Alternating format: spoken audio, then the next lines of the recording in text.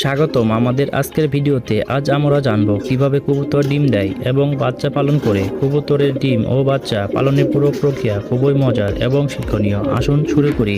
প্রথমে কবুতরের একটি সুরক্ষিত ঘর বা খাঁচা প্রস্তুত করতে হবে। কবুতররা সাধারণত নিজেরা ডিম পাড়ার জন্য নির্দিষ্ট একটি জায়গা বেছে নেয়। সেই জায়গাটি পরিষ্কার ও আরামদায়ক হওয়া খুবই জরুরি। মহিলা কবুতর সাধারণত প্রতি মাসে 1 বা 2টি ডিম পাড়ে। ডিম পাড়ার পর মা কবুতর এবং বাবা কবুতর মিলে ডিমের উপর বসে। ডিম পাড়ার পর প্রায় 18 দিন সময় লাগে ডিম ফোটার জন্য।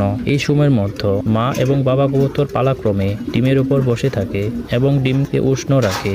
ডিম ফোটার পর বাচ্চা কবুতর খুবই নরম এবং সংবেদনশীল থাকে। মা এবং বাবা কবুতর মিলে তাদেরকে খাওয়ায় এবং উষ্ণ রাখে। প্রথম কয়েকদিন বাচ্চারা শুধু তাদের পিতামাতার দুধ খায়, যা পিজিয়ন মিল্ক নামে পরিচিত। প্রথম 2 সপ্তাহের মধ্যে বাচ্চারা দ্রুত বড় হতে থাকে, তাদের পালক গজানো শুরু করে এবং তারা ধীরে ধীরে শক্তিশালী হয়ে ওঠে। 3 থেকে 4 সপ্তাহের পরে নিজেরা খাওয়া শুরু করতে পারে এবং ধীরে ধীরে ওড়ার প্রস্তুতি নিতে থাকে। এইভাবে কবুতরের ডিম থেকে বাচ্চা ফোটানোর এবং তাদের বড় করে তোলার প্রক্রিয়া সম্পূর্ণ একটি সুন্দর এবং প্রাকৃতিক প্রক্রিয়া, যা আমাদের মনকে আনন্দ দেয়। ভিডিওটি যদি ভালো লাগে তাহলে লাইক, শেয়ার এবং সাবস্ক্রাইব করতে ভুলবেন না। ধন্যবাদ।